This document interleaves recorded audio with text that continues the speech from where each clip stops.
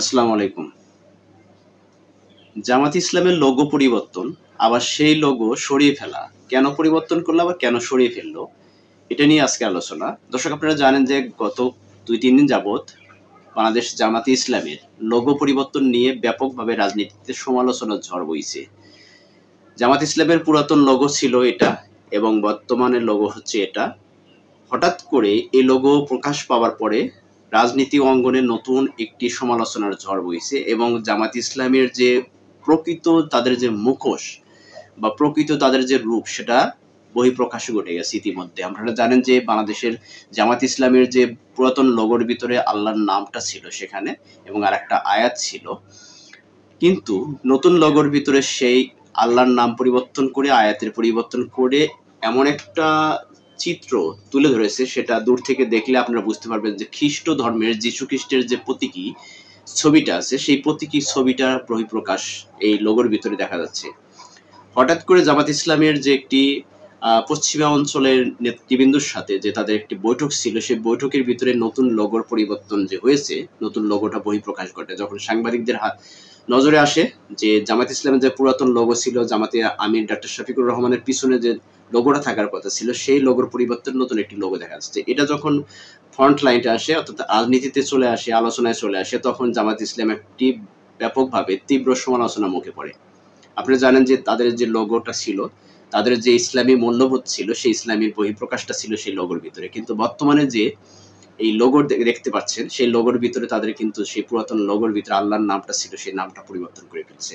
এখন আপনাদের কাছে প্রশ্ন রাখছি যে, যে দল শুধুমাত্র ক্ষমতায় যাওয়ার জন্য, ক্ষমতার মসনদে বসার জন্য, ক্ষমতার লোভে লালসায় কতটা বিকৃত হয়ে গেলে তারা এই ধরনের কাজ করতে পারে যে একটা লোগোর ভিতরে আল্লাহর নাম পরিবর্তন করে তারা একটা অন্য ধর্মাবলম্বীর একটি প্রতীকী তাদের লোগোর ভিতরে সেটা ফুটে উঠেছে। এটার কারণ কি?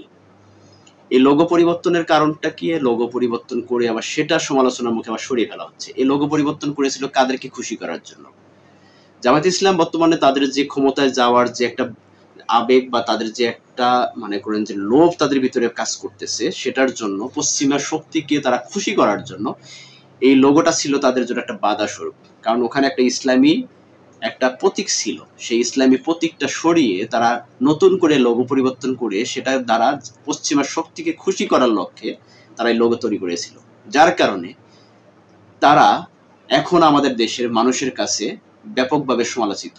এখন আপনারা বলেন যে দর্শক আপনাদের কাছে প্রশ্ন রাখছি, যে ইসলামী দল, নামে ইসলামী দল, সেই দল তাদের লোগো থেকে আল্লাহর নাম সরিয়ে ফেলতে পারে, সেই ইসলামী দলের হাতে ইসলাম কতটুকু নিরাপদ বা ইসলাম তাদের দ্বারা বাংলাদেশে কতটুকু কায়েম হবার সম্ভাবনা আছে সেটাই আপনারা প্রকাশ করে যাবেন, কমেন্টে লিখে যাবেন যে আসলে যে জামাত ইসলামকে দ্বারা ইসলামকে ফোকাস করে, ইসলামী মূল্যবোধকে বিক্রি করে, ইসলামকে বিক্রি করে, হাদিস কোরআনকে সামনে রেখে বিক্রি করে, মানুষের মগজ ধোলাই করে যারা আজকে ক্ষমতায় যাওয়ার জন্য তারা উঠে পড়ে লেগেছে, আজকে তারা ইসলামকে বিক্রি করে মানুষের মগজ ধোলাই করে তারা ক্ষমতায় যাওয়ার জন্য সুস্থ এমন কোনো কাজ না করতে পারতেছে, এমন কোনো কাজ নাই যে তারা করতেছে না, যেখানে লোগো থেকে তাদের আল্লাহর নাম পর্যন্ত তারা মুছে ফেলেছে। ক্ষমতায় যাওয়ার জন্য তারা কত কিছু করতেছে। দেখেন, স্বাধীনতার সময় এই জামাত ইসলামকে নিয়ে ব্যাপকভাবে সমালোচনা আছে। তার পরবর্তী সময়ে এই ব্যান্ড দলকে পুনর্বাসন করে শহীদ প্রেসিডেন্ট জিয়াউর রহমান, আর সেই জিয়াউর রহমানকে নিয়েও তারা বাজে মন্তব্য করতে ছাড়ে না। এই জামাত ইসলাম ভণ্ডের দল, এটা একটা পুরো ভণ্ডের দল। আপনারা দেখেন জামাত ইসলাম যে প্রতিষ্ঠাতা, তার যে বক্তব্য, তার যে ইসলামী চিন্তা চেতনা ছিল, সেটা বর্তমান আলেম সমাজের সাথে পূর্ণ একটি ব্যতিক্রম চিন্তা ভাবনা। কারণ সে আল্লাহ রাসূল সাল্লাল্লাহু আলাইহি সাল্লামকে নিয়ে এবং অনেক হাদিসকে নিয়ে তিনি বিকৃত মনোভাব তিনি মন্তব্য করতেন। সেই মওদুদী মতবাদে বিশ্বাসী জামাত ইসলাম, যে মওদুদী মতবাদ বাংলাদেশের যে ইসলামী যারা চিন্তাবিদ আছে, ইসলামী যারা আলেম সমাজ আছে, তারা মওদুদী মতবাদকে একটা বাতিল মতবাদ ধরে, সেই মতবাদের এই বিশ্বাসী জামাত ইসলাম। তাদের হাতে ইসলাম কতটুকু নিরাপদ আপনারা তাদের বহিঃপ্রকাশগুলো, তাদের কার্যক্রমগুলো দেখলেই আপনারা বুঝতে পারবেন যে যারা শুধুমাত্র ক্ষমতায় যাওয়ার জন্য, তারা ক্ষমতায় যাওয়ার জন্য আল্লাহর নাম পরিবর্তন করতে পারে যাদের লোগো থেকে, তাদের হাতে ইসলাম কতটুকু গ্রহণযোগ্য। আবার দেখেন যে গত প্রত্যেকটা ধর্মের লোকের কাছে তার স্ব ধর্ম পবিত্র, স্ব ধর্ম তাদের কাছে অনেক দামি, এটি স্বাভাবিক। কিন্তু কোন একটি ধর্মের লোক গিয়ে অন্য একটা ধর্মের লোক সেখানে গিয়ে তাদের যে ধর্ম উৎসবে গিয়ে তাদের ধর্ম অনুপাতে কাজ করতে হবে, এটা তো কোনো হাদিস কোরআনে নাই, বা কোনো ধর্মেও নাই। ঠিক আছে, এই জামাত ইসলামের অনেক নেতাকর্মীরা দুর্গা পূজায় গিয়ে তারা অনেক মন্ত্র পাঠ করতেছে, বিভিন্ন রকমের গীতা পাঠ করতেছে। এই হচ্ছে জামাত ইসলামের বহিঃপ্রকাশ, জামাত ইসলামের মুখোশ। একটা মুখোশধারী বন্ডর যারা যারা এই ইসলামকে বিক্রি করে, ইসলামকে সামনে রেখে মানুষের মগজ দলাই করে খায়, তাদের বহিঃপ্রকাশের সাথে ভালো কি হতে পারে? এবং তারা মন্তব্য করে যে যদি জামাত ইসলাম ক্ষমতা যায়, মেয়েরা নাচতে পারবে মেয়েদের সামনে। তো নাচার কথাটা আসলো কিভাবে? আপনাদের কাছে প্রশ্ন রাখছি, নাচার শব্দটা আসলো কেন? ইসলামে নাচা নাচি গান বাজনা এটা কি জায়েজ আছে? হারাম।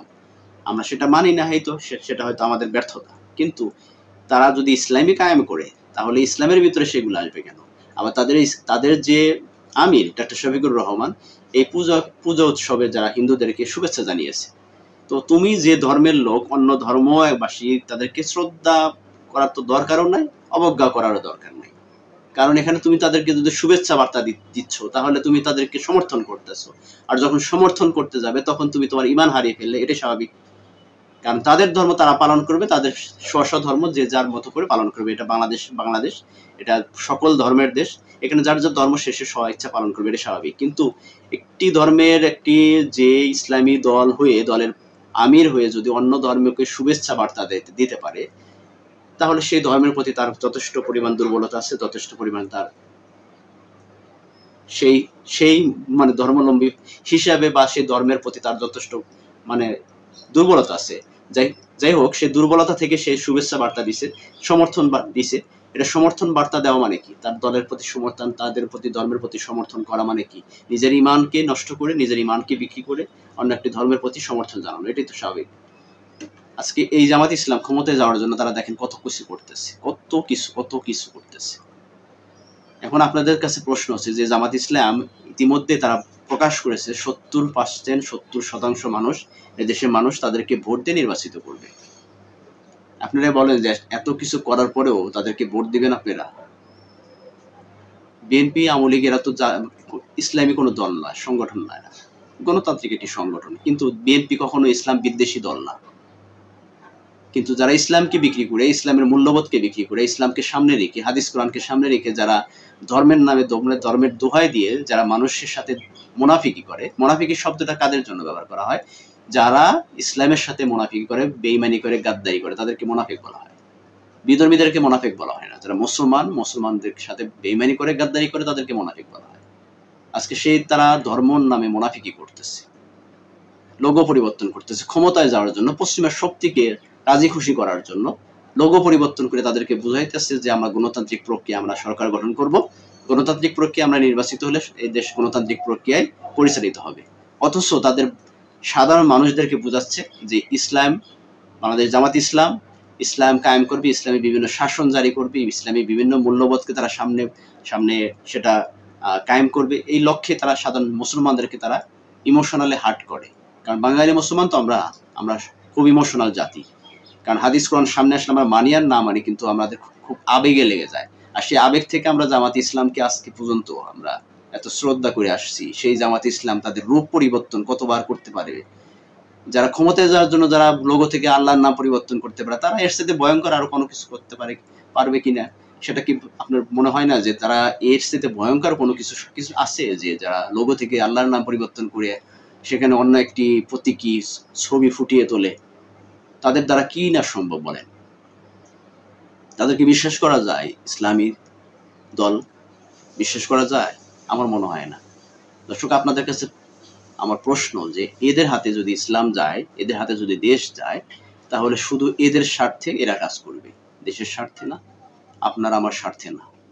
ইসলামকে বিক্রি করে যারা মানুষের মগজ ধোলাই করে, যারা মুসলমানদের মগজ ধোলাই করে, যারা আছে ক্ষমতায় যাওয়ার জন্য তারা লোগো পরিবর্তন করতে পারে, আপনার দুর্গা উৎসবে গিয়ে সেখানে গীতা পাঠ করতে পারে, সেই সমস্ত বন্ডের দলের সাথে ইসলাম কতটুকু নিরাপত্তা বা কতটুকু তাদের হাতে নিরাপদ আছে, এটা বলা প্রকাশ করার কোনো কিছু থাকে না। ঠিক আছে? তো দর্শক, আপনাদের কাছে আমি শেষ কথা বলছি যে আগামীতে যদি বাংলাদেশের জাতীয় সংসদ নির্বাচনে এখন আপনারা কাদেরকে ক্ষমতা নিয়ে আসবেন, কাদের হাতে ক্ষমতা দিবেন, সেটা আপনাদের মতামত, আপনাদের নিজস্ব অধিকার। সেই অধিকার আপনারা ভোটের মাধ্যমে বহিঃপ্রকাশ ঘটাবেন। ধন্যবাদ সকলকে। ভালো থাকবেন সবাই। আসসালামু আলাইকুম ওয়া রাহমাতুল্লাহি ওয়া বারাকাতুহু।